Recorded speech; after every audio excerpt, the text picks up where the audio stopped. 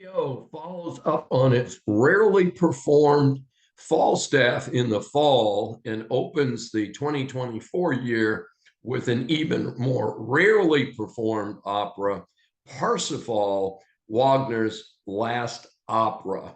And so the last time it was performed by HBO Houston Grand Opera was 30 years ago, and that's the only time they've performed it. So it was an interesting and kind of fun experience.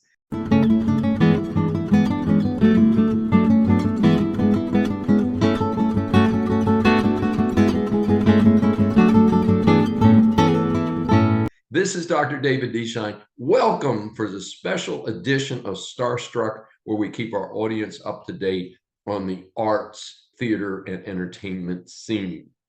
Parsifal, like Falstaff, is a different kind of opera. Some of my regular audience knows that I refer to an opera. Hey, it's a typical opera. At the end, everybody dies, especially the hero. Well, the hero didn't die in this opera, just as he did not die in Falstaff. So this is a fantasy, and some of the main characters live happily ever after. So you can tell it's a fantasy because it's a fantasy in the opera world, because just not typical of operas. In fact, the HGO has Parsifal paired with Madame Butterfly, and I think we all know how Madame Butterfly ends. The hero does not make it. Yes. So, as I mentioned, this is Wagner's last opera. Of course, he is famous for extensive, elaborate orchestral structures to his operas. The Ring Cycle, of course, is quite famous. Parsifal is a 5-hour opera. And yes, folks, on behalf of my audience, I sat through the whole thing. In fairness, there's 2 intermissions, and I ate before the opera and during both intermissions. So I had to keep my strength up and keep going to please my audience. The opera features a large set that is manipulated to move from a castle to a fantasy land that I think is supposed to be hell, and then back to the castle. And this set's kind of dark. It's the hell set was actually more fun than the base set in Acts 1 and 3. So it's kind of interesting. I want to credit the original scenic and costume designer, John Engels of the Lyric Opera Chicago. And I don't know if you want to sit through something this long. It's certainly not an opera for first-time opera goers. Let's be clear about that. Wagner does not disappoint in terms of his fame and music in this one.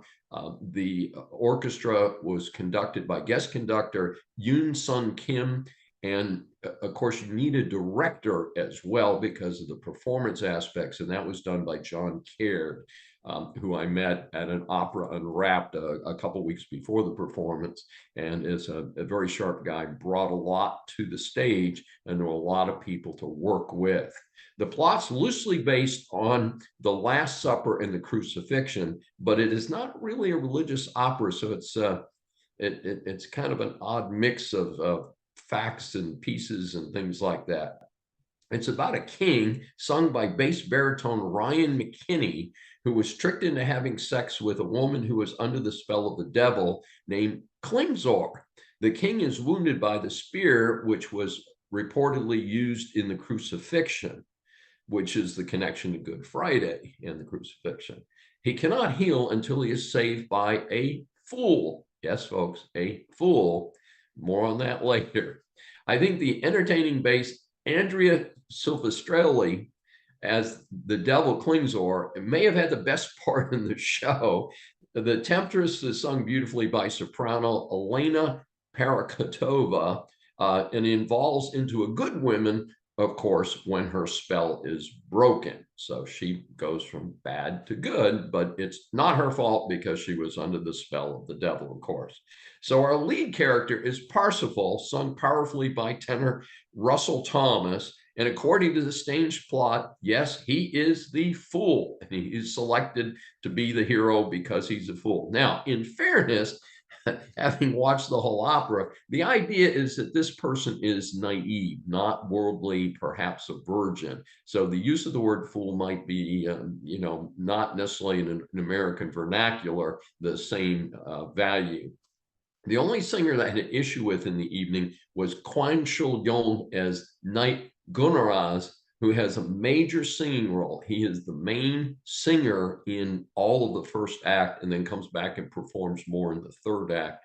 His voice is simply not loud enough to carry the part off, especially having such an extensive part in the opera.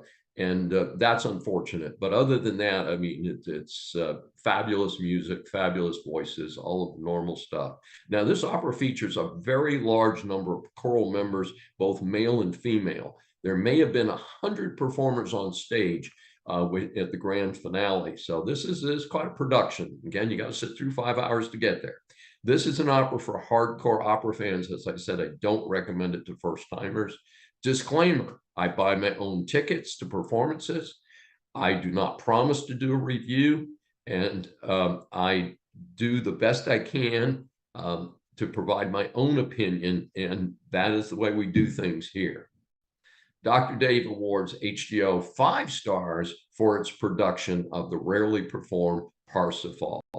If you've enjoyed this episode, please subscribe on your favorite platform.